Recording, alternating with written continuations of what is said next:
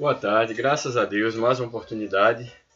Ele nos concede podermos estar mais uma vez para meditarmos em mais uma das nossas lições da CPAD. Dessa feita a lição de número 7, de 12 de novembro de 2017, que traz por título a salvação pela graça. Esse é um tema muito importante e que também aparece num momento muito especial. Nós estamos aí comemorando 500 anos aí da Reforma Protestante, e esse tema de hoje ele é bastante interessante quando nos apresenta a salvação pela graça. Antes de nós adentrarmos a lição, nós queremos meditar, refletir um pouco sobre o que foi a Reforma Protestante, uma vez que essa lição, o título da lição, quando nos apresenta a salvação pela graça, vem exatamente a calhar aqui com o tema, um dos temas do coração da Reforma Protestante, que é exatamente falando da salvação pela graça e não por obras, no caso, humanas. Chamando a atenção para esse contexto da Reforma Protestante, nós sabemos que esse movimento da Reforma Protestante era um movimento que buscava a renovação da igreja, da denominação, vamos dizer assim, da igreja de então.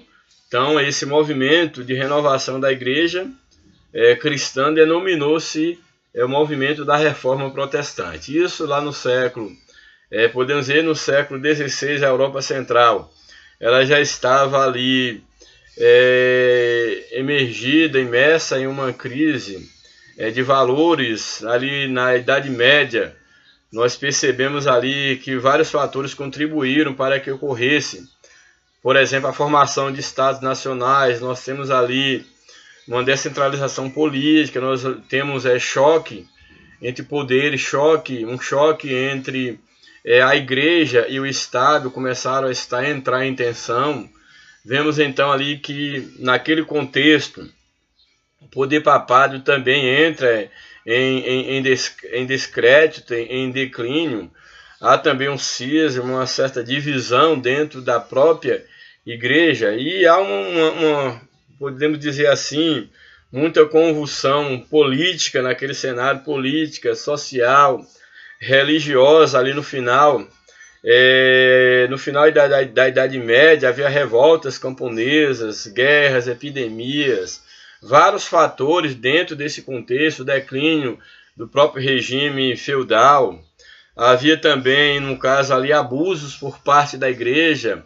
A população começava a questionar o papel da igreja, a falta de propósito, a própria corrupção entre o clérigo. Tudo isso minava as forças, minava ali a representatividade da igreja. Sabemos também que junto com tudo isso, com os vários pecados praticados pela liderança da igreja, nós temos também essa questão da própria maneira como era tratada a questão do pecado. O pecado era visto como um débito que deveria ser quitado com a igreja, que deveria ser pago, e aqueles que praticavam boas obras, eles estariam com crédito em relação à igreja. Nós temos nesse contexto a prática, a venda das indulgências, que também era uma prática comum nesse momento aí de crise da Igreja Católica. Temos então a venda de indulgência, que era outro fator também. Então, dentro desse contexto, nós temos então a venda de indulgências para que se comprasse o perdão e outros absurdos, que tudo isso foram fatores que foram juntando para que se causasse uma revolta popular. E dentro desse contexto, nós temos aí em 1520, aí dentro desse período aí do próprio século, aí ainda século XV, nós temos aí então Lutero, ele entra aí nesse cenário. Aí nós temos aí quando um dominicano, ele veio vender indulgências em Wittenberg, e Lutero então ele se coloca contra a venda dessas indulgências aí 1483 a 1546. Ele se pronuncia contrário à venda dessas indulgências. E naquele momento também Lutero, que ele era, no caso, um estudante no mosteiro, um grande intelectual que se tornou um professor na Universidade de Wittenberg, ele se levanta então contra a venda dessas indulgências e ele então afixa ali na porta da igreja da cidade as suas 95 teses, ali em 31 de outubro de 1517, essas 95 teses, que de fato era um convite para um debate ali acadêmico, para discutir alguns desvios ou muitos desvios doutrinários nos quais a igreja estava incorrendo. E dentro desse contexto, Lutero ele é acusado de heresia, ali pela igreja oficial, ele é acusado de heresia, convidado a ir a Roma para se retratar em 1518, ele recusa ir até Roma e ele mantém as suas posições. Em 1519 ele participa de um debate e afirmou que o Papa não era infalível, a autoridade do Papa até então visto como uma pessoa infalível. Em 1520 nós temos que ele recebeu a bula papal para retratar ou ele seria excomungado, e naquele momento então Lutero e estudantes, professores ali de Wittenberg, eles queimam aquela bula papal em plena praça pública e escreve livros. Aí daí então ele se torna notório em toda a Europa, e nós temos então Lutero, ele reafirma os seus ideais, ele precisou se refugiar no castelo em Wittenberg, sob a proteção de um príncipe eleitor. E aí Lutero traduziu então a Bíblia para o alemão, e nós temos então a reforma luterana que se espalhou rapidamente com o apoio de vários príncipes alemães, que também tinham interesses nas propostas ali da reforma, somente no tocante a essa questão ali do comércio, essa questão da liberdade de comercializar, de obter lucros, que a própria igreja condenava a usura, mas ela praticava em larga escala. Então, Lutero ele teve grande apoio ali para poder levar em frente as suas ideias, e nós temos então que houve oposição católica, a princípio não, mas depois houve uma oposição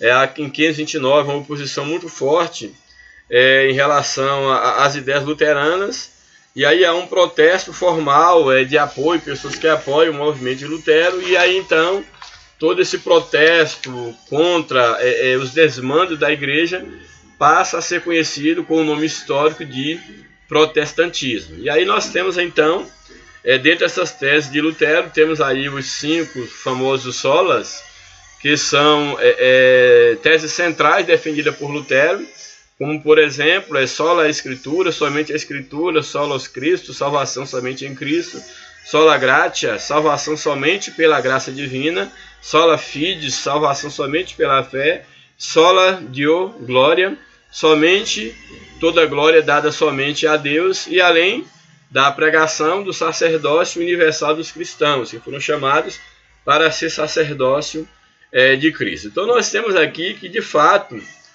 vamos analisar esses 5 pontos principais da reforma protestante, mas o que nós temos aqui em síntese em relação o porquê da reforma é que de fato esses protestantes eles não queriam inovar, porque eles não queriam, o Lutero não queria romper com a igreja, mas o objetivo de Lutero era exatamente restaurar algumas verdades bíblicas centrais que a igreja havia se esquecido, que a igreja havia tornado em segundo plano por causa das suas tradições. Então a ideia, no caso de Lutero, ela valorizar as escrituras, a salvação pela graça, pela fé, sem a participação das obras humanas. Então essa era a finalidade, o objetivo principal de Lutero. Bem, sendo assim, nós iremos então analisar aí esses 5 pontos da reforma protestante, esses 5 pontos defendidos por essa declaração de Lutero, e exatamente eu quero levar aí a tua atenção, a nossa reflexão, exatamente qual era a motivação por trás desses 5 pontos principais, ou seja, desses 5 solas, aí da reforma protestante aí do século XVI. Então o que nós temos aí, em primeiro lugar, a primeira tese, que é sola Escritura, ou seja, somente a Escritura. Essa tese, sola Escritura, ela vinha para poder defender, para ir de encontro, exatamente uma erosão da autoridade na igreja. Ou seja, a autoridade única que deveria estar regendo a vida da igreja deveria ser as Escrituras. A Escritura é o único livro, o único manual de fé e prática. Porém, essa autoridade, esse princípio de autoridade que é a Escritura, como regra de fé na vida da igreja, estava sendo colocado em segundo plano. Então havia uma erosão na autoridade que deveria reger a vida da igreja. Então, essa autoridade das Escrituras estava sendo substituída pela autoridade de concílios, autoridade de papas, do clérigo. Então, a primeira tese de Lutero, quando levanta sola Escritura, essa primeira tese é exatamente para poder combater essa erosão da autoridade. Então, sola Escritura, somente a Escritura. Então, reafirmamos, segundo essa tese, o que ela defende é o seguinte: reafirmamos a Escritura inerrante como fonte única de revelação divina escrita. Então, a Bíblia como única fonte de revelação escrita, única para constranger a consciência, ou seja, a consciência humana só deve ser constrangida à luz da palavra de Deus, à luz das Escrituras. Então, a Escritura como única para constranger a consciência. A Bíblia sozinha ensina tudo o que é necessário para a nossa salvação do pecado. E é o padrão, a Bíblia é o padrão pelo qual todo comportamento cristão deve ser avaliado. Negamos que qualquer credo, concílio ou indivíduo possa constranger a consciência de um crente, que o Espírito Santo fale independentemente. Que o Espírito Santo fale independentemente.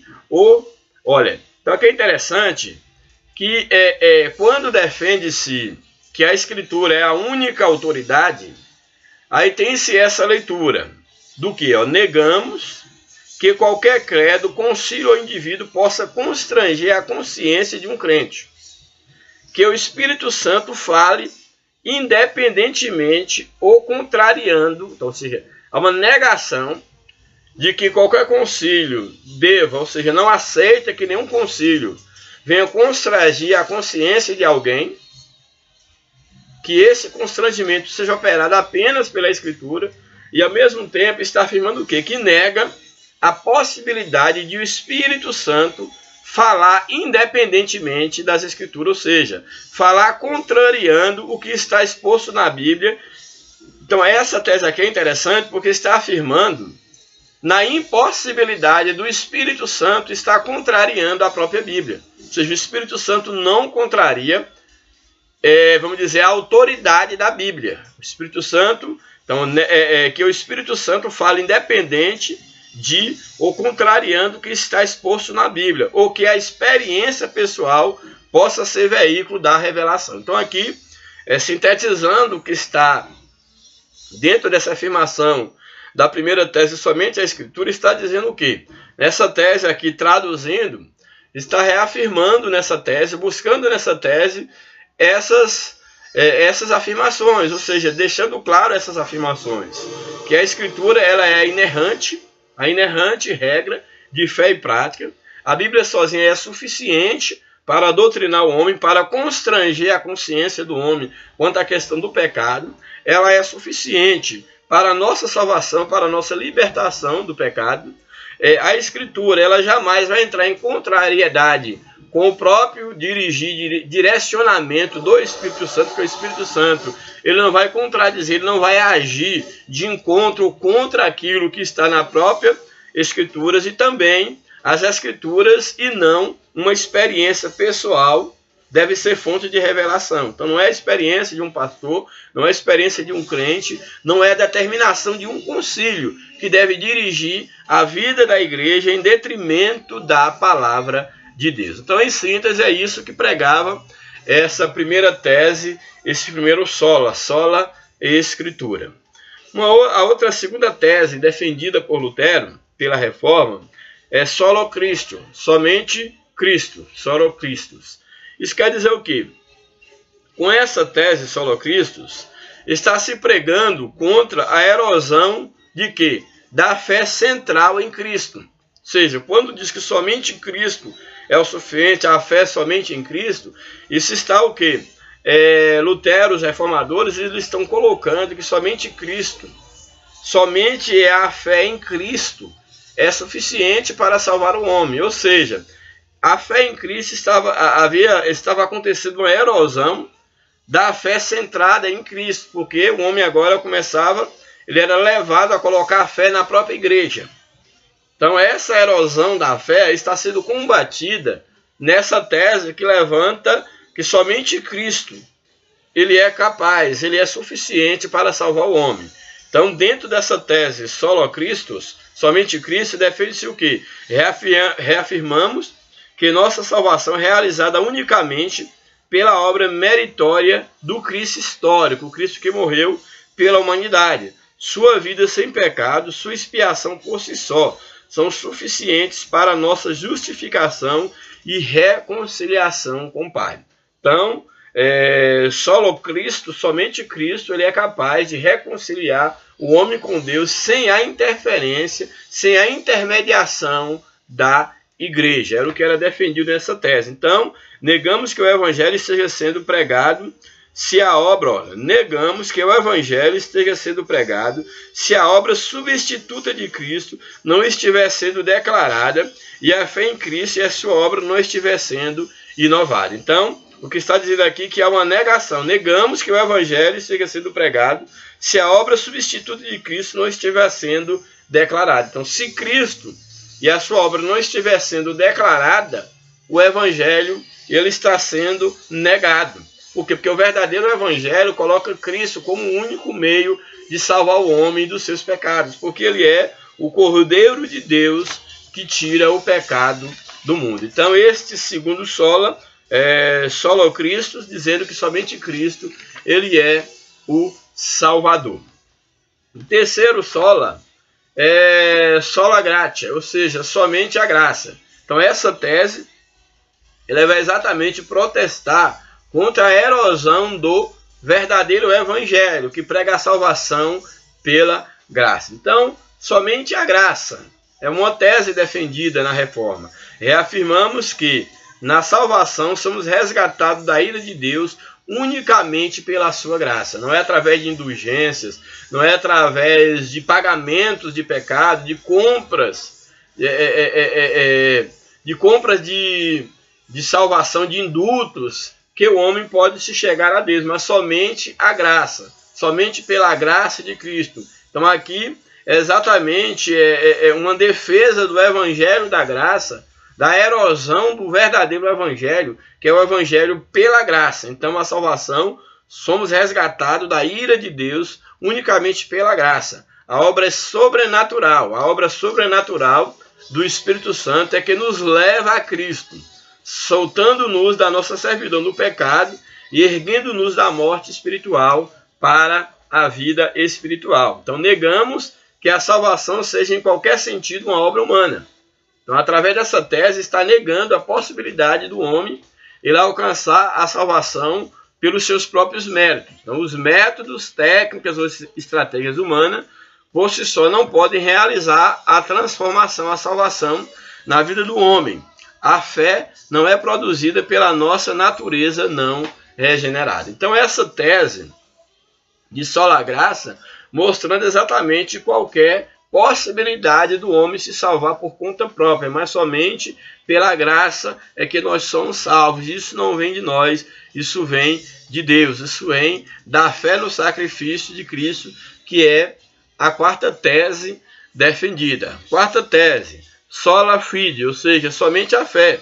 Seria aqui um combate à erosão do artigo primordial da salvação, que é exatamente a salvação pela fé em Cristo Jesus. Então, nessa tese, somente a fé, sola fide, reafirmamos que a justificação é somente pela graça, somente por intermédio da fé, somente por causa de Cristo. Na justificação, a retidão de Cristo nos é imputada como o único meio possível de satisfazer a perfeita justiça de Deus. Então negamos que a justificação se baseia em qualquer mérito que em nós possa ser achado, ou com base numa justificação do próprio homem, mas sim através da justificação em Cristo, ou seja, a justiça de Cristo em nós, ou que uma instituição que reivindique ser igreja, mas negue ou condene a fé, possa ser reconhecida como igreja legítima. Então,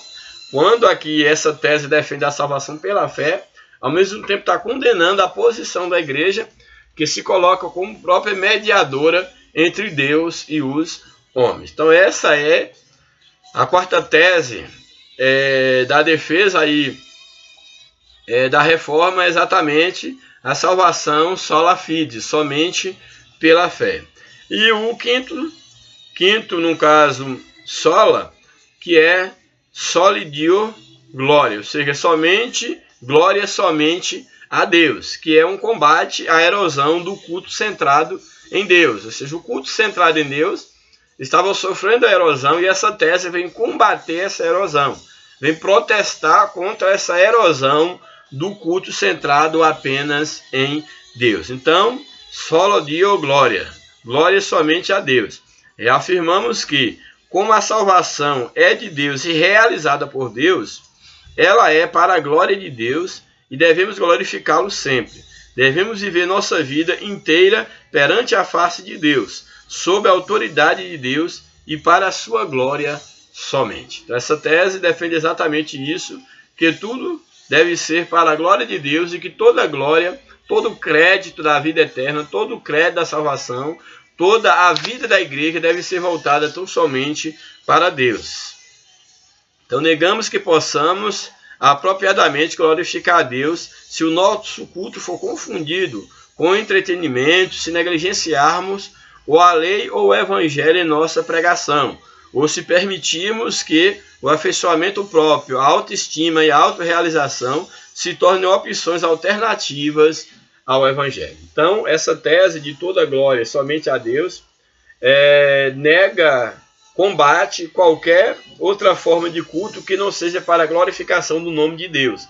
Então, todo culto que for para a autopromoção da imagem do homem, onde Deus não seja a principal figura ou a única figura a ser adorada, deve ser combatida, pois toda glória deve-se somente a Deus. Então, nós temos aqui, em síntese, essas 5 teses e comentários dessa tese, que aqui é um resumo da declaração de Cambridge, que é um texto no qual aqui eu utilizei para poder passar essas informações, da Aliança de Evangélicos Confessionais, Cambridge, Massachusetts, de 20 de abril de 1996. Esse pequeno comentário que eu julgo ser muito importante para fundamentar a nossa lição dessa semana. Então, eu espero que tenha ajudado aí essas informações para nós adentrarmos na nossa lição propriamente dita. Bem, aí depois dessas observações aí, nós vamos então aí para a lição, já ir para o comentário da nossa lição, textual, verdade prática e comentário. Lembrando que o título da nossa lição, como já falei, é a salvação pela graça. O textual da nossa lição nos diz o seguinte: pois assim como por uma só ofensa veio o juízo sobre todos os homens para a condenação, assim também por um só ato de justiça veio a graça sobre todos os homens para a justificação da vida. Esse texto ele nos apresenta, esse textuário está nos apresentando essa grande verdade de que por um só homem, uma só ofensa, pela desobediência de Adão, que veio a condenação para todos os homens por causa de uma só obediência, a obediência dos nossos primeiros pais, a obediência mais especificamente de Adão. Então, em Adão, todos os homens foram condenados, mas que da mesma forma que por um só homem veio a condenação a todos, por um só homem, um só ato de justiça, que foi o ato praticado por Cristo Jesus, sobre todos os homens, veio então a justificação para a vida. A verdade prática nos apresenta a nossa salvação é fruto único e exclusivo da graça de Deus. Então esse texto está nos mostrando aquilo que nós já abordamos dentro ali dos 5 solas da Reforma Protestante, que a salvação é um ato único e exclusivo da graça de Deus. Ou seja, ninguém fez e ninguém faz nada para merecer a salvação. A leitura bíblica em classe está no livro de Romanos, capítulo 5, verso 6 ao 10, depois do versículo 15, verso 17, o verso 18 e o verso 20, e depois ainda no livro de Romanos, no capítulo 11, o verso de número 6. Nós temos aí um outro verso. Bem, Romanos 5, verso 6, nos diz o seguinte: Porque Cristo, estando nós ainda fracos, morreu ao seu tempo pelos ímpios. Então essa afirmação nos apresenta que Cristo, mesmo nós ainda estando fracos no sentido espiritual, em termos de estarmos em pecados, afastados de Deus, ele morreu ao seu tempo por nós, pelos ímpios. Verso 7, porque apenas alguém morrerá por um justo, pois poderá ser que pelo bom alguém ouse morrer. Então o texto aqui está nos chamando a atenção, fazendo esse contraste que Cristo ele morreu pelo ímpio, morreu por nós, sendo nós ainda pecadores, mas que apenas por um justo é possível que alguém venha morrer, por uma pessoa boa, uma pessoa justa, poderá ser que alguém possa morrer, mas não foi o caso de Cristo. Cristo não morreu por nós, porque nós éramos bonzinhos, mas nós, mesmo sendo ruins, mesmo sendo pecadores, mesmo estando na impiedade, Cristo morreu por nós. Verso 8, mas Deus prova o seu amor para conosco, em que Cristo morreu por nós, sendo nós ainda pecadores. Um texto bastante conhecido, que nos traz essa declaração, que o grande amor de Deus ele é provado por nós, porque Cristo morreu por nós, sendo nós ainda pecadores. Isso é importante por quê? Porque é mais fácil você amar alguém quando alguém, em certa medida, tem algo para te oferecer. Quando alguém, de um certo modo, merece esse amor, merece essa afeição. Porém, o texto ele nos apresenta que Deus ele prova o seu amor para conosco, não um amor baseado em uma troca, baseado naquilo que o homem tinha para dar para Deus, mas pelo contrário. O homem não tinha nada para dar para Deus, o homem estava afastado de Deus. Mas o texto aqui ele nos afirma que Cristo, ou melhor, Deus, ele prova o seu amor para conosco, em que Cristo morreu por nós, sendo nós ainda pecadores. Logo, muito mais agora, olha, se Cristo morreu por nós, sendo nós ainda pecadores, aí ele faz um paralelo. Logo, muito mais agora, sendo justificado pelo seu sangue, seremos por ele salvos da ira futura. Ou seja, ou melhor, salvos da ira. Se Deus provou o seu amor para conosco, entregando Cristo por nós, e nós ainda éramos pecadores, imagine agora que nós somos justificados pelo sacrifício do seu Filho amado. Então, uma vez que nós somos justificados por Cristo, se Deus nos amou, sendo nós ainda pecadores, muito maior, com maior cuidado Deus terá por nós, como pode definir o cuidado de Deus por nós, sendo nós agora já justificados em Cristo. Então, se Ele nos amou, sendo nós ainda pecadores, imagine o amor de Deus para nós, uma vez justificados por Cristo, e Ele nos livrará da ira vindoura. Porque se nós, sendo inimigos, como inimigos, fomos reconciliados com Deus pela morte de seu Filho, muito mais, estando já reconciliados, seremos salvos pela sua vida. Então nós temos aqui, bem interessante isso aqui, porque como inimigos de Deus, nós somos reconciliados com a morte de Cristo. Uma vez reconciliados com Deus, nós seremos salvos pela sua vida, porque Cristo morreu e ressuscitou. Olha que coisa maravilhosa. Como ímpios em pecados, fomos resgatados, justificados pela morte de Cristo. Como justificados, nós seremos glorificados, nós seremos salvos pela vida de Cristo. Então a vida de Cristo é a garantia da nossa vida eterna. A sua morte nos livrou da morte e a sua vida nos conduz à vida eterna. Louvado seja o nome de Jesus. Verso 15. Mas não é assim o dom gratuito como a ofensa. Por quê? Ou seja, o dom não é da mesma forma que a ofensa. Por quê? Se pela ofensa de um morreram muitos, pela ofensa de um homem morreram muitos, muito mais a graça de Deus, o dom, pela graça, que é de um só, Jesus Cristo, que abundou sobre muitos. Então, por um homem, muitos morreram. A graça é o contrário. Por um homem, muitos morreram. A graça é por um homem, Cristo, muitos viveram. Contrário do que aconteceu com o pecado. Com o pecado, por um homem, todos morreram. Porém, vem a graça que por um justo, Cristo justo, todos podem reviver, todos podem abundar na graça através de Cristo Jesus.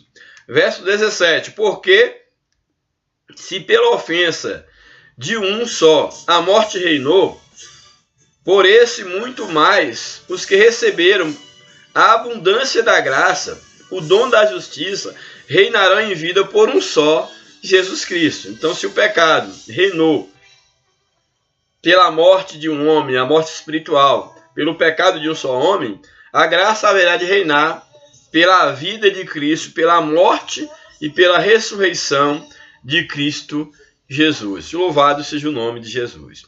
Pois assim como por um só homem a ofensa veio, o juízo sobre todos os homens para a condenação, assim também por um só ato de justiça veio a graça sobre todos os homens para a justificação de vida. Veio, porém, a lei para que a ofensa abundasse, mas onde o pecado abundou, superabundou a graça de Deus. É interessante esse texto, que nos fala que a lei, ela surge exatamente para que a ofensa, o pecado abundasse. Mas em que sentido? É que a lei em si é ruim? Não. É porque antes da lei não havia o conhecimento do pecado. Então a lei ela vem dando nome aos bois, ela vem dizendo aquilo que é pecado. Então uma vez que vem o conhecimento da lei, vem então o conhecimento do pecado, vem a abundância do pecado. Ou seja, vem a revelação da gravidade do pecado. Porém, assim como a lei revela a gravidade do pecado, Cristo ele revela o poder da graça de Deus para libertar o homem dos pecados. Então o texto ele nos afirma exatamente isso, que onde abunda o pecado, por meio da lei, da consciência do pecado, a Bíblia diz que superabunda a graça de Deus. Então onde abunda o pecado, superabunda a graça. Aí ainda no livro de Romanos, capítulo 11, verso 6, nos diz o seguinte: mas, se é por graça, já não é pelas obras. De outra maneira, a graça já não é graça. Isso aqui é muito interessante, por quê? Porque se a salvação é pela graça, não é pelas obras. Por quê? Porque se depende das obras para o homem se salvar, então já não é graça. Ou seja, defendemos a salvação pelas obras, pelos méritos humanos, é estarmos invalidando a graça de Deus. É estar invalidando o sacrifício de Cristo pela humanidade. Bem, a introdução da nossa lição nos apresenta o seguinte: a lei do Antigo Testamento tem a função de instruir e ensinar o povo que Deus estabeleceu aos israelitas, a fim de eles terem um convívio próspero, pacífico e harmonioso na terra de Canaã. Então essa primeira parte da introdução está nos mostrando que a lei do Antigo Testamento tinha como objetivo instruir o povo, ensiná-los a viver diante de Deus, como Deus queria que eles vivessem na terra de Canaã, na terra que Deus os havia de entregar, para que eles pudessem viver de uma maneira pacífica, em um convívio um com os outros e convivendo segundo a vontade de Deus. Então, os mandamentos contêm preceitos indispensáveis de moral, de ética e de vida religiosa, sem os quais o povo viveria no caos. Entretanto, na impossibilidade de os seres humanos cumprirem plenamente a lei, para tornarem-se justos, Deus nos outorgou a salvação, a maravilhosa graça. Então, como o homem não podia se salvar pela lei, pois é impossível o homem cumprir a lei para poder salvar-se, exatamente por essa impossibilidade, Deus nos outorgou a sua maravilhosa graça. Então o homem ele é salvo pela graça, porque pelas obras, pela sua capacidade, pela observância da lei em si, o homem não conseguia voltar-se para Deus. O primeiro tópico da lição nos apresenta lei e graça. Primeiro subtópico, o propósito da lei. A lei tem o propósito espiritual de mostrar quão terrível é o pecado. Pela lei vem o conhecimento do pecado. Então, qual é o propósito? Qual era o propósito da lei? É exatamente mostrar o quanto o pecado era terrível. Ou seja, trazer ao homem o conhecimento do pecado. Esse era o objetivo da lei. O objetivo da lei não é necessariamente santificar o homem, mas apontar, mostrar ao homem o quanto o pecado afasta o homem de Deus. E ao mesmo tempo que mostra ao homem o seu pecado, o seu estado de pecado, o quão terrível é o pecado, aponta para o homem aquele que é capaz de purificá-lo dos seus pecados. Então, pela lei veio o conhecimento do pecado, bem como o propósito concreto de preservar o povo de Israel do pecado. Mais tarde, a lei também revelaria quão grande é a necessidade do ser humano, pela graça, obter salvação, pois era impossível cumprir plenamente a lei de Deus. Entretanto, sob o ponto de vista dos aspectos morais da lei, há princípios que continuam vigorando até os dias de hoje. Então é interessante essa parte aqui do comentarista, nós observamos que de fato a lei, ela apontava para Deus, ela mostrava ao homem a impossibilidade, e o homem se via impossibilitado de cumprir toda a lei, mas ao mesmo tempo a lei, ela mostrava, para o homem a necessidade de ter uma vida diante de Deus. Porque a lei, o que a lição aqui nos apresenta, é importante nós nos atentarmos, porque diz o seguinte, olha, sob o ponto de vista dos aspectos morais da lei, quanto aos princípios, eles continuam vigorando até o dia de hoje. Então é interessante nós observarmos que Jesus ele vem, ele cumpre toda a lei, mas aqueles aspectos morais, os aspectos éticos, os princípios da lei, eles continuam válidos. Mesmo porque a lei ela não era imperfeita, a lei era santa, a lei era dada por Deus.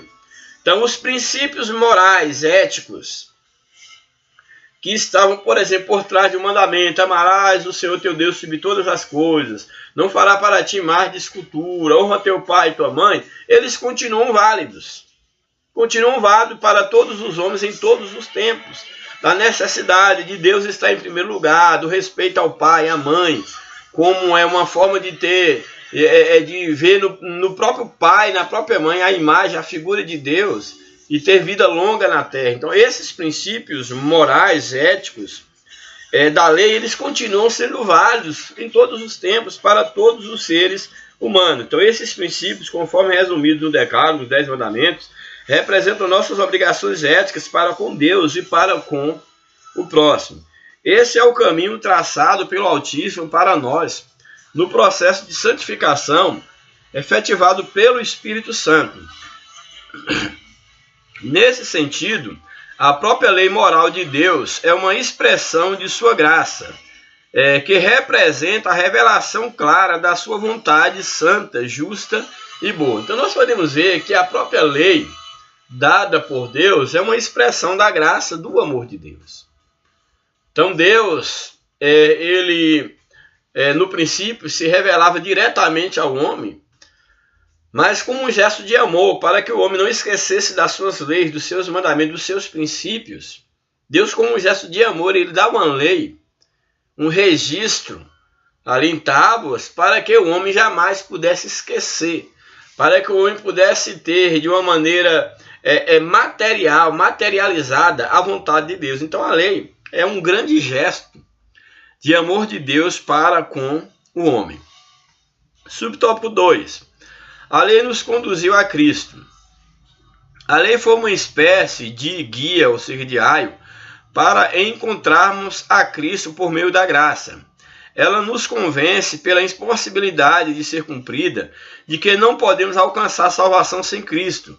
Desse modo, quando a lei se faz a própria justiça do homem, como mérito dele, ela se torna depreciativa. Então a lei não deve ser o próprio mérito do homem, obedecer por obedecer à lei para ser salvo. Então quando a lei ela se torna a própria justiça do homem, o próprio mérito dele, ela se torna depreciativa, impossibilitando o ser humano de alcançar a salvação, que só é possível mediante o evangelho da graça de Deus. Então por que a lei, o homem não conseguia se salvar por meio da lei? Era porque a lei, por exemplo, ela era imperfeita? Não. É porque, infelizmente, o homem tropeçou na própria lei. Aqueles que entendiam a lei, tomavam a lei em si, e a própria observância, ainda que fale de alguns princípios, como sendo a sua própria justificação. Quando, na verdade, a lei, ela surge exatamente para nos apontar a nossa impossibilidade de obedecê-la, a nossa impossibilidade de agradar a Deus. Sendo assim, nos apontando a necessidade de nos apegarmos ao meio que Deus estabeleceria e estabeleceu para o homem se voltar para ele, que é exatamente a provisão em Cristo Jesus. Louvado seja o nome de Jesus. Então o propósito da lei, como nos diz aí o subtópico, a lei nos conduziu a Cristo, se mostrou nosso estado e nos aponta para aquele único Cordeiro de Deus capaz de nos tornar de volta para Deus. Ponto 3, subtópico 3. A graça revela que a lei é imperfeita. Perfeita em que sentido? Que a lei em si não salva.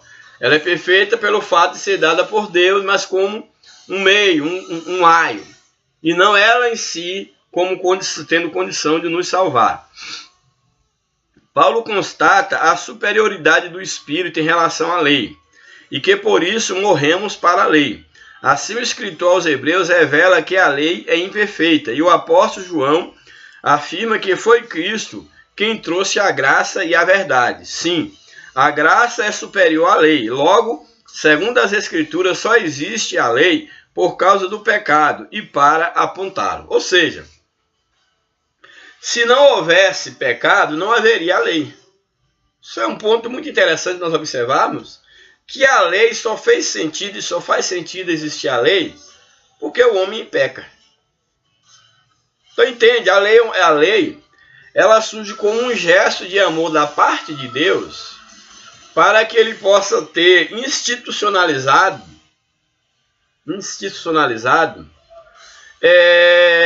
uma doutrina, um conjunto de observâncias diante das quais ele não pode estar se desculpando. Ou seja, o homem é um pecador. O homem pecava antes que houvesse lei.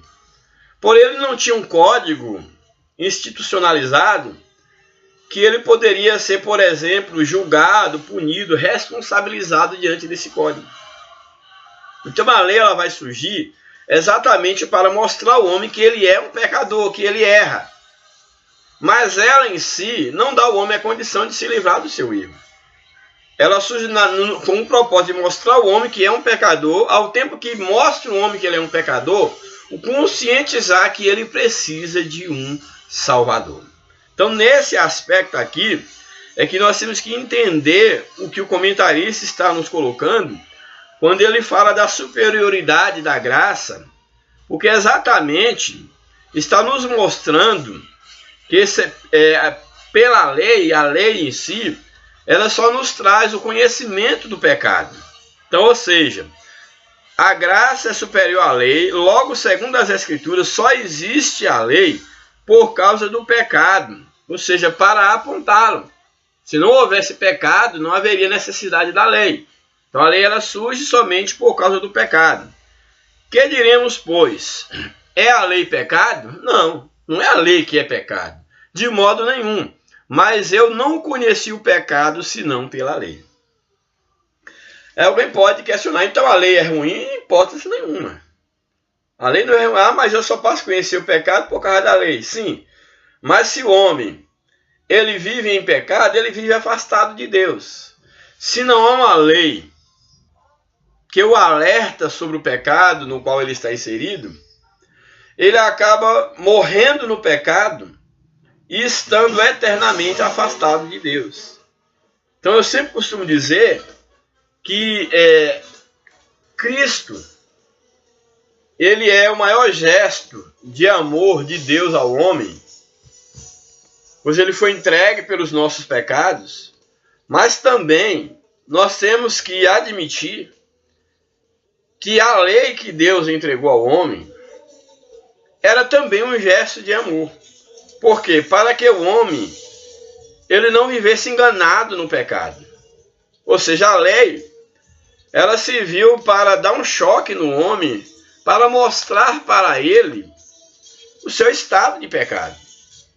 Então, nesse aspecto, a lei ela não é ruim, não é em hipótese nenhuma. Pelo contrário, a lei é o cuidado de Deus para que nós possamos, através dela, enxergarmos que nós estamos afastados de Deus nas nossas práticas e que nós precisamos nos voltar para Deus.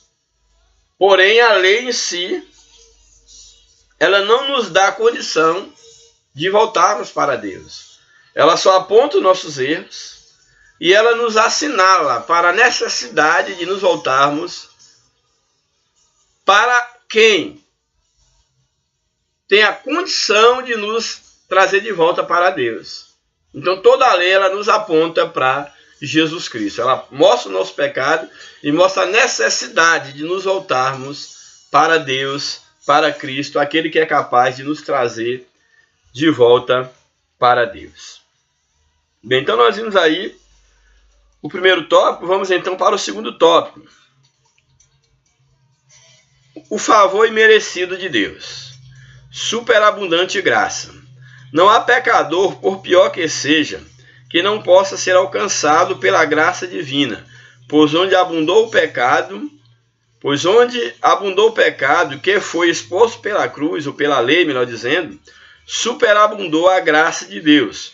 Por meio da compreensão dessa maravilhosa graça, o apóstolo João escreveu: se alguém pecar, temos um advogado para com o Pai, Jesus Cristo, o justo. Então temos aqui exatamente mostrando que a graça de Deus ela consegue cobrir qualquer pecado. Ou seja, para um grande pecador, há um grande Salvador, que é Jesus Cristo.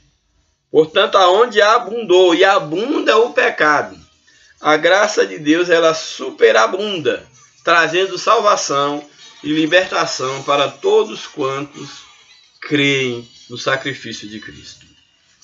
Aí o subtópico 2 do segundo tópico, fé e graça. A graça opera mediante a fé, ou seja, como é que o homem alcança a graça de Deus? Mediante a fé. Sem fé é impossível agradar a Deus. Então temos a graça opera mediante a fé no sacrifício vicário de Cristo. Ambas, fé e graça, atuam juntamente na obra da salvação. A graça, o presente merecido de Deus. O que é a graça? É o presente merecido de Deus. Como é que eu tomo posse desse presente? Pela fé.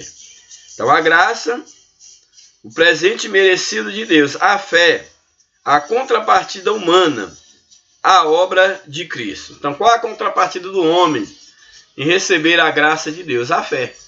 Então Deus entra com a graça e nós entramos com a fé, com a crença, com a confiança, com abraçar o sacrifício de Cristo. Nesse sentido, não é a fé que opera a salvação, que a salvação é pela graça, mas a graça de Deus que atua mediante a fé do crente no Filho de Deus. Então, quem opera a salvação não é a fé. A salvação é pela graça, mas o meio de nós alcançarmos a graça é exatamente a fé em Cristo Jesus. Essa participação do homem no sentido de se voltar para Deus através da fé e abraçar a sua graça redentora. Subtópico 3. A graça não é salvo-conduto para pecar. Esse subtópico é muito interessante. Porque alguém pode pensar, não, se eu estou vivendo pela graça, a salvação pela graça, isso me dá condição, então, de ter uma vida descompromissada com Deus. Não. A graça não é um salvo-conduto para o homem viver pecando. Pelo contrário, aqueles que de fato, pela fé, alcançaram a graça, ou melhor dizendo, foram alcançados pela graça de Deus, têm a sua natureza transformada. A gente tem que ter muito cuidado, porque muitos pensam assim, não, mas agora estamos no tempo da graça, e aí podemos pecar, e eu vejo tantas pessoas pecando, e parece que no passado a punição de Deus era algo certo, mas hoje na graça o homem peca e nada acontece. Engana quem pensa dessa forma. Porque de fato, a graça não é um salvo-conduto para o pecado. Em que sentido? Porque todos aqueles que verdadeiramente foram alcançados pela graça, eu diria não que alcançou a graça, mas que foram alcançados por ela, e é bom deixar bem claro que a graça de Deus revelada é Cristo. Então aqueles que foram alcançados pela graça, que foram alcançados por Cristo, eles receberam a vida de Cristo na sua vida. E uma vez que eles receberam essa nova vida, ao invés de um salvo-conduto para pecar, eles recebem uma capacitação para viver uma vida para Deus. Então a graça não é um salvo-conduto para o pecado, mas a graça é o meio do homem relacionar-se diretamente com Deus. Louvado seja o nome do Senhor. Então a graça jamais pode ser vista como salvo-conduto para a prática do pecado ou da libertinagem. Pelo contrário, a graça de Deus nos convoca à obediência ao doador da graça, que é Cristo. Pois quando se ama, fazemos de tudo para agradar o nosso amado, a pessoa amada.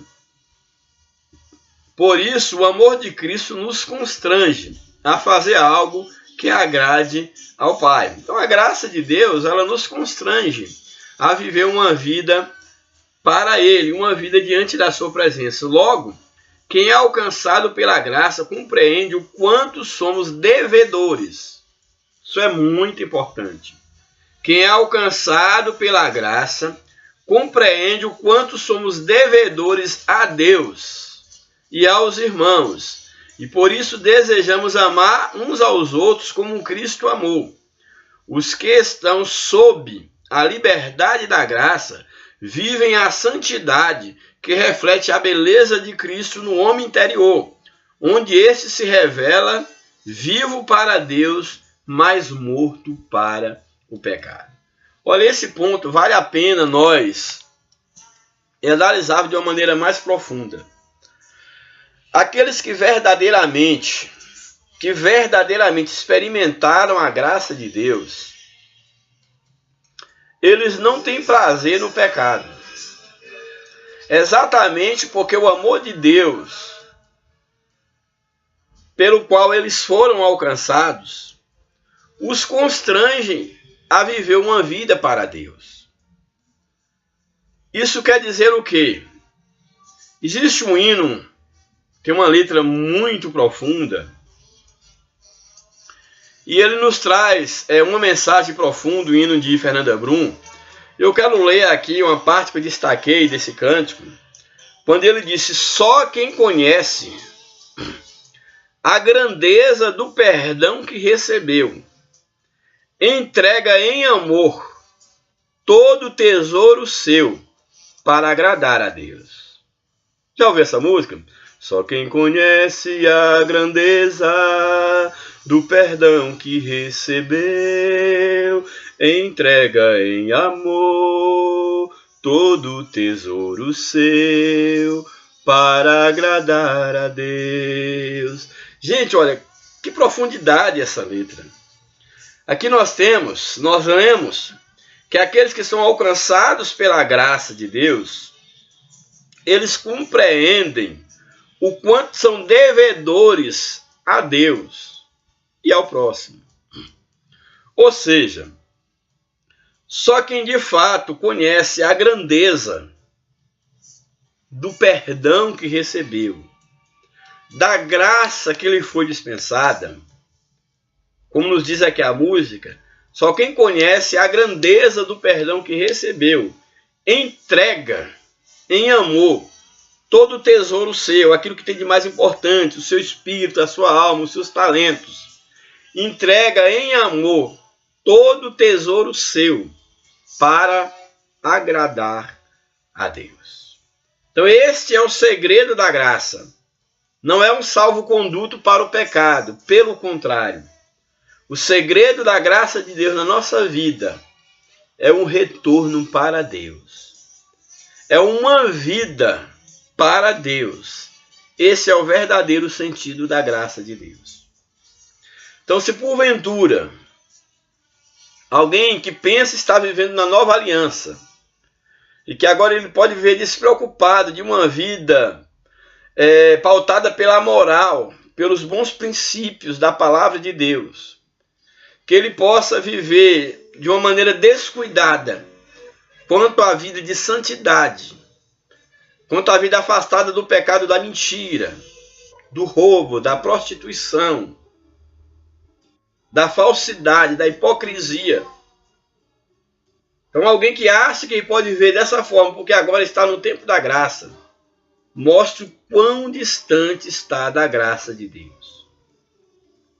Porque à medida que a graça de Deus ela nos alcança, ela vai nos tornando um com Cristo. E o nosso anelo, o nosso alvo, o nosso objetivo é voltar para Deus. É estar totalmente imerso em Deus. É estar totalmente vivendo pela graça de Deus e na graça de Deus. É estar inserido na vida com Deus. Então aqueles que de fato foram alcançados pela graça de Deus, sabem muito bem o quanto devem a Deus. E sabem muito bem o quanto eles precisam estar em Deus. Louvado seja o nome de Jesus para sempre. Então nós temos aqui os que estão sob a liberdade da graça, vivem a santidade que reflete a beleza de Cristo no homem interior. Louvado seja o nome de Jesus para sempre. O tópico 3. O escândalo da graça. Seria a graça injustiça? Se comparada com a humana, a justiça divina é imensamente perdoadora. Logo, sob a ótica humana, a graça se torna injusta. Por esse motivo, a graça é considerada um escândalo. Ou seja, do ponto de vista humano, a graça é um escândalo. Por que a graça é um escândalo? Porque a graça, ela vai perdoar, ela vai inocentar exatamente o pecador, aquele que merece uma punição. Só que a Bíblia nos afirma que aquele que aceita o sacrifício de Cristo, Cristo já pagou o preço, Cristo já foi punido pelos nossos pecados. Então, pela ótica humana, a graça, ela seria considerada um escândalo, uma injustiça. Porque exatamente aqueles que merecem ser punidos serão absolvidos em Cristo Jesus. Aí daí a expressão, a graça seria injusta, a graça é um escândalo para muitos. Pelo fato de não haver merecimento por parte do recebedor, o apóstolo enfatiza a impossibilidade de a graça e a lei andarem juntas. Pois ambas são excludentes, porquanto pelas obras da lei nenhuma carne será justificada, que a lei aponta o pecado do homem. Pois, como diz Atos dos Apóstolos, mas cremos que seremos salvos pela graça do Senhor Jesus Cristo. Logo, pela lei, é impossível o pecador se salvar, mas dependendo única e exclusivamente da maravilhosa graça de Deus, ele encontrará descanso para a sua alma. Então nós temos exatamente isso que é interessante até nós lermos. Aí no livro de Colossenses, no capítulo 2, verso 14, quando nos apresenta a graça como sendo um escândalo, Colossenses 2,14 nos apresenta o seguinte, Colossenses 2,14. Havendo riscado Cristo, havendo riscado a cédula que era contra nós nas suas ordenanças, ou seja, na lei, a qual de alguma maneira nos era contrária, e a atirou do meio de nós, cravando-a na cruz do Calvário. Então Cristo, através da sua morte, ele riscou a cédula, a dívida, a promissória, podemos dizer assim, que nos era contrária na lei, e através da sua morte, ele cravou-a na cruz do Calvário. Então Cristo, ele rasga, ele paga a promissória, o preço, pelos nossos pecados. Nós merecíamos. Então se nós merecíamos e nós não fomos condenados, eis o escândalo da graça. Porém, Cristo, ele já foi condenado por nós. Ele foi condenado para que nós não fôssemos condenados. Ele foi morto para que nós não morrêssemos. Aí no livro de Efésios também nós temos um outro texto que também é importante aí para a nossa reflexão. Ele nos fala também sobre esse cuidado de Deus para conosco. E é interessante nós observarmos que toda a obra de Deus em relação ao ser humano, ela demonstra exatamente esse cuidado de Deus para com o homem, deixando bem claro que o homem ele não merecia esse prêmio, não merecia esse amor. Efésios 2, verso 8 e 9, nos apresenta, Efésios 2, 8 e 9, nos diz o seguinte: porque pela graça sois salvos, por meio da fé. E isso não vem de vós, é dom de Deus. Não merecíamos. Não vem das obras para que ninguém se glorie. Ou seja, somos salvos pela graça. É um dom de Deus por Cristo Jesus. E nada nós fizemos para merecer. Eis então aí o escândalo da graça, que nós não merecíamos, mas Cristo, ele pagou o preço pelos nossos pecados. Subtópico 2. A divina graça incompreendida. Nos dias do apóstolo Paulo, muitos não compreenderam seus ensinamentos sobre a graça de Deus. Por isso, ao longo da história da igreja, dois extremos estiveram presentes acerca da compreensão da graça. A graça é esse favor imerecido. Quais são esses dois extremos presentes acerca da compreensão da graça? Primeiro, liberdade total para pecar. Ou seja, muitos acham que pelo fato de agora vivermos na graça, nós temos a liberdade então para pecar. Vamos ver aí Romanos, capítulo 6 de Romanos, versículos 1 a 2. Vamos ver sobre esse extremo. Romanos 6, 1 a 2. Que diremos, pois? Permaneceremos no pecado para que a graça seja mais abundante? É um extremo. Alguém pode pensar assim, olha, já que onde abunda o pecado, superabunda a graça de Deus, então quanto mais eu pecar, melhor para Deus manifestar a sua graça, o seu amor. Não, erro gravíssimo. Porque como nós já falamos, uma vez que a graça de Deus nos alcança, nós nos afastamos do pecado. É o contrário. Não é aprofundar no pecado para aumentar a graça de Deus. Mas à medida que a graça nos alcança, nós nos afastamos do pecado. Porque a graça de Deus, como já falei, é o próprio Cristo. Então aí o escritor aos Romanos, ele nos leva a esse questionamento.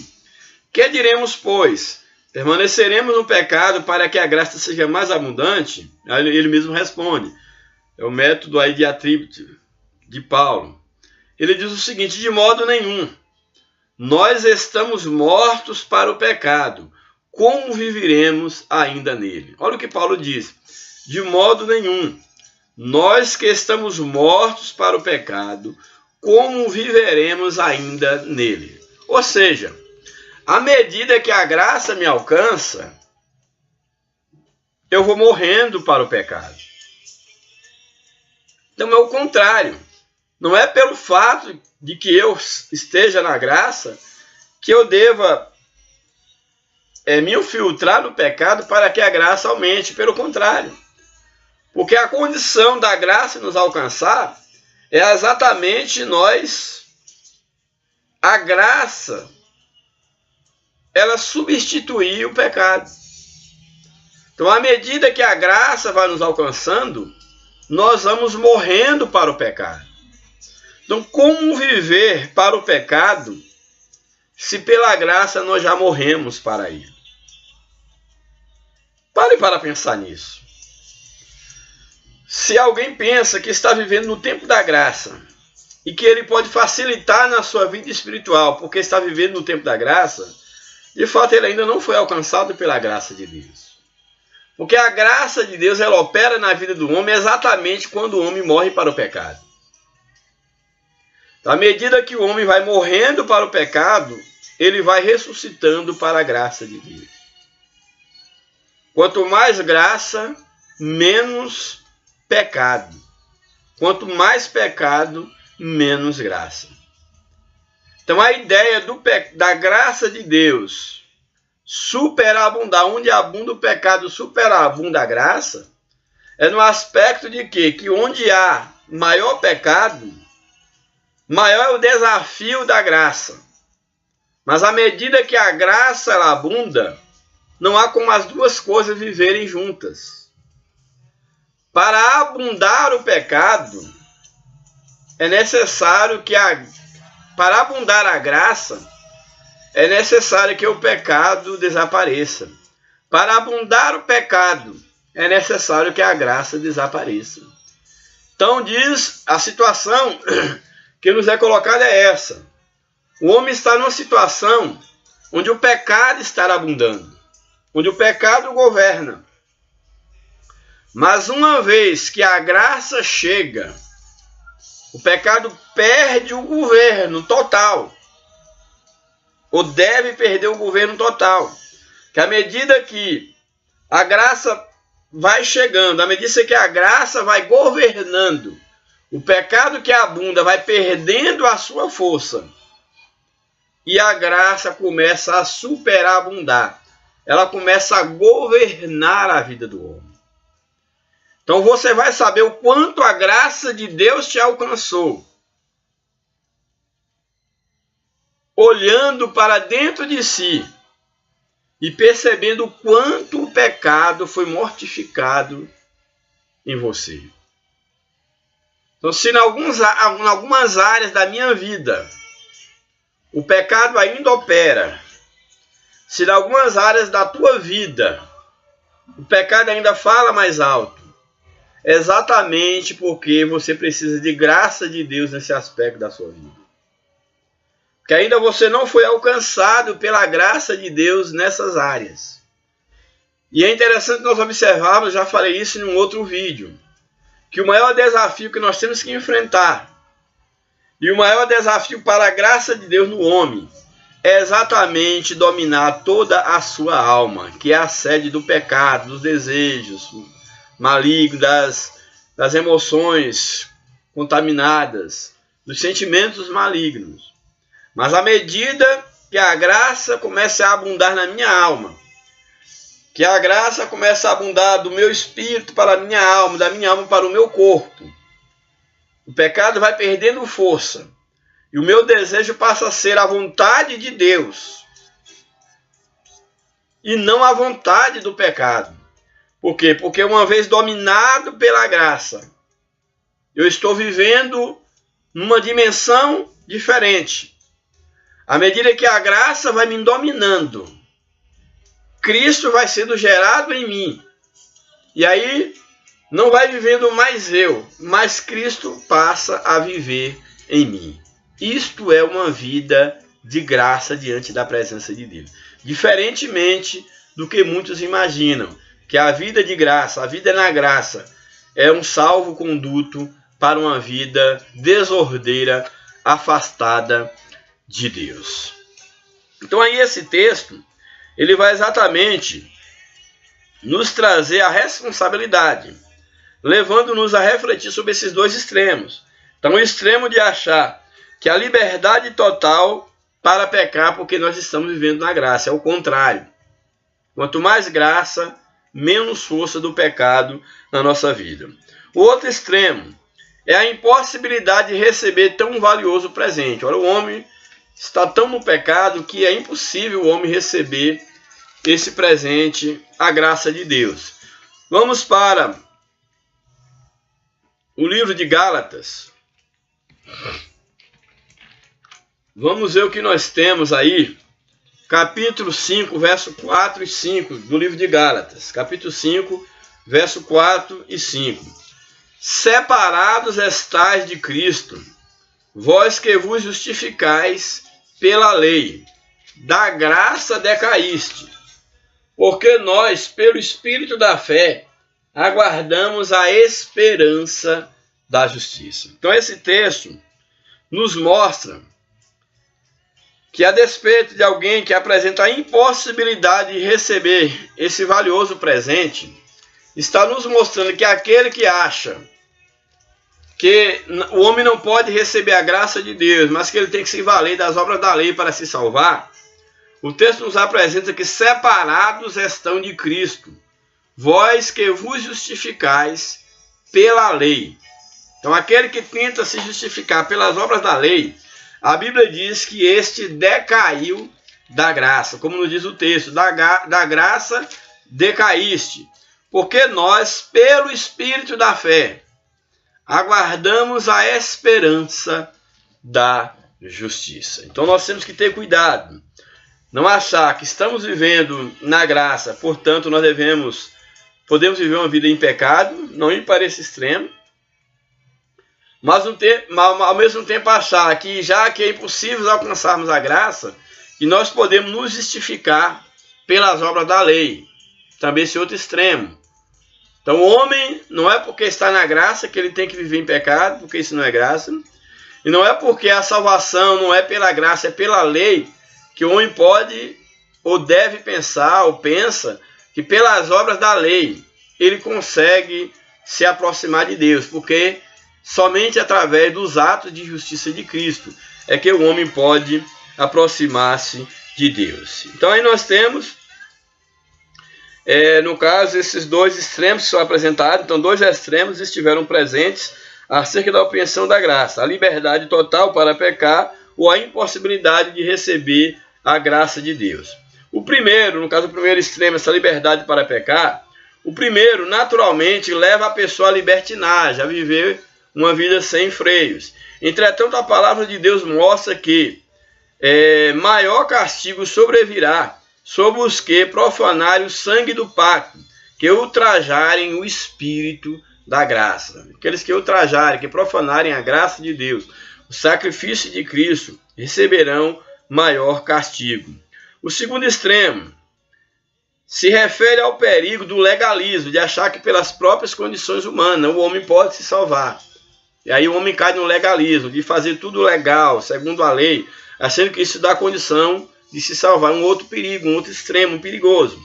Esse extremo se refere ao perigo do legalismo.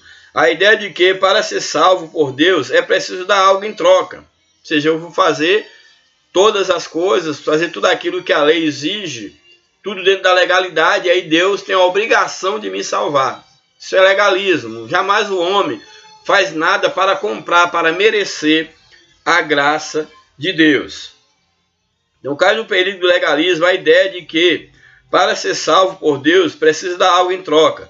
Tal atitude pode levar o crente ao orgulho espiritual e gerar toda sorte de comportamentos hipócritas. Terceiro e último subtópico: se deixar presentear pela graça. Humanamente é impossível ao crente, alcançado pela graça, retribuir a Deus tão grande salvação. Ou seja, nada nós podemos retribuir para pagar a Deus tão grande salvação. Se fosse possível, já não seria graça, favor imerecido, mas mérito pessoal que tiraria de Deus a autoria divina da salvação. Em nosso relacionamento com Ele, quem tem mérito é seu Filho Jesus Cristo. Ou seja, na nossa salvação, o único mérito é de Cristo. Ninguém tem mérito nenhum por ser salvo. o mérito é todo de Cristo, e graças a Deus por isso. Assim, os que compreendem o favor inefável de Deus, mediante a sua graça, devem deixar-se presentear por ela. A graça quer nos presentear. Quem compreende o que significa ser justificado por Deus, se permite embalar nos braços de amor e de perdão do Pai. Para os filhos de Deus, cônscios do valor da graça do Pai, tudo é presente, tudo é dádiva, tudo é favor imerecido. Portanto, deixe-se presentear pela graça de Deus. Então, aqueles que realmente foram alcançados por Deus e que entendem a graça de Deus, sabem que tudo é dele, por ele e para ele. Nada do que eu faço para a obra de Deus, para as pessoas que me cercam, nada do que eu faço para Deus vem de mim mesmo. Tudo é pela graça de Deus. Louvado seja o nome de Jesus para sempre. É interessante nós entendermos isso, que nós vivemos pela graça, nós respiramos pela graça, somos salvos pela graça e devemos viver na graça. Conclusão. Na lição dessa semana estudamos a relação da graça e a lei, vimos que a graça é favor imerecido e compreendemos que ela chega a ser um escândalo para os que não creem. Portanto, estamos conscientes de que o que nos salva é a graça de Deus mediante a fé somente. E o livre-arbítrio? É possível perder a salvação? São assuntos que veremos nas próximas lições. Ou seja, a graça é um ato soberano de Deus. Nós não fizemos nada para merecer. E temas que cercam essa temática, como a questão do livre-arbítrio, da possibilidade de perder ou não a salvação, que já assinalei num outro vídeo. Isso nós vamos ver, estudar nas próximas lições, essa questão do livre-arbítrio, da liberdade do homem, diante dessa graça, no sentido de querer abrir-se para a graça de Deus ou não. Mas uma coisa é certa, salvação é um ato da misericórdia, é um ato da graça de Deus. E pela graça nós somos salvos. Isso não vem de nós, é dom de Deus. Que Deus nos abençoe, que Deus continue falando em cada coração e que nós possamos a cada dia nos voltar para Deus, conscientes que somente Ele é capaz de efetuar o querer e o realizar nas nossas vidas, e que Ele é o Senhor absoluto da nossa vida eterna, da nossa eterna salvação. Que Deus nos abençoe, que Deus abençoe a sua família, que a graça de Deus esteja dominando o teu coração, a tua alma, para todo sempre, em nome de Jesus. Um grande abraço, um beijo no coração, e que a graça de Deus permaneça conosco, agora e sempre. Amém.